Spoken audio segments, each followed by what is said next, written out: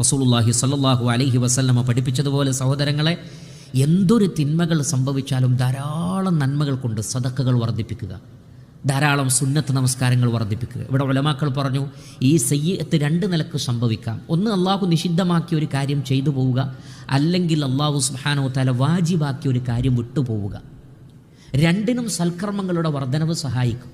ഉദാഹരണത്തിന് ഉലമാക്കൾ പറഞ്ഞു, ഒരാൾക്ക് റമളാനിൽ അതിൻ്റെ ഗൗരവമില്ലാതെ ധാരാളം നോമ്പ് നഷ്ടപ്പെടുത്തിയവരുണ്ടാകാം. അതേപോലെ തന്നെ ധാരാളം നമസ്കാരം നഷ്ടപ്പെടുത്തിയവരുണ്ടാകാം. മനഃപൂർവ്വം തന്നെ അവരെന്താണ് ചെയ്യേണ്ടത്? ഖളാ വീട്ടുകയാണോ വേണ്ടത്? ധാരാളം പണ്ഡിതന്മാർ പറഞ്ഞു, അവിടെ ഖളാഇന് പ്രസക്തിയില്ല, അവരുടെ സമയം കഴിഞ്ഞുപോയി, അവർ തൗബ ചെയ്യട്ടെ. പിന്നീട് ഈ പറയപ്പെട്ട ഏത് ഇബാദത്തുകളിലായിരുന്നോ വീഴ്ച സംഭവിച്ചത്, അത്തരം ഇബാദത്തുകളെ പ്രത്യേകം പരിഗണിച്ച് ധാരാളമായി അതിൽ വർധനവുണ്ടാക്കുക. അതേപോലെ തന്നെ ഹജ്ജും ഉംറയും ധാരാളമായി വർദ്ധിപ്പിക്കുക. അതേപോലെ തന്നെ സദഖകൾ വർദ്ധിപ്പിക്കുക, കുടുംബബന്ധം ചേർക്കൽ വർദ്ധിപ്പിക്കുക, ജനങ്ങൾക്ക് ഭക്ഷണം നൽകുക.